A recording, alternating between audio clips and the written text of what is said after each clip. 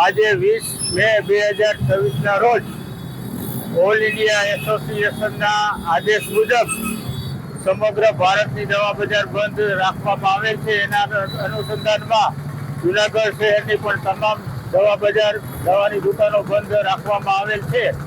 અમારી માગણીઓ all India એસોસિએશનની છે ઓનલાઈન દવાઓનું વેચાણ બંધ કરવાની, કોર્પોરેટ સ્ટોરમાંથી મોટા ડિસ્કાઉન્ટ આપે છે એ બંધ કરવાની અને નશીલી અને નકલી દવાઓ જે વેચાણ થાય છે એ બંધ કરવા માટેની અમારી માગણી છે।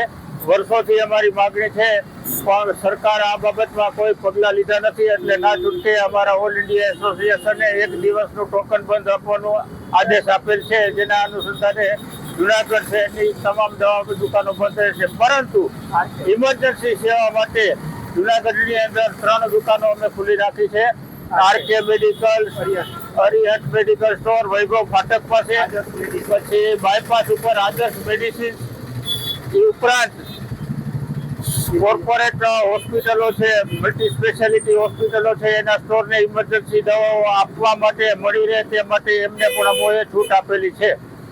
બાકી દવા બજાર સંપૂર્ણ બંધ રાખવામાં આવેલ છે। આજરોજ તારીખ 20/5/2026 બુધવારના રોજ અમારે ઓલ ઇન્ડિયા કેમિસ્ટ એસોસિએશન તથા ગુજરાત કેમિસ્ટ એસોસિએશને અમારી જે માંગણીઓ છે કે ઓનલાઈન દવાઓનું વેચાણ થાય છે, કોર્પોરેટ સેક્ટરો ભારે ડિસ્કાઉન્ટ આપે છે અને નશીલી દવાઓનું વેચાણ કરે છે અને યુવાધનને બરબાદ કરે છે, એની સામે અમે પૂરા ગુજરાત અને આખા હિન્દુસ્તાનના બધા મેડિકલ સ્ટોર આજરોજ બંધ રહેશે અને પબ્લિકને પણ અમારી એક એવી નમ્ર વિનંતી છે કે અમને આ બાબતે સાથ સહકાર આપે।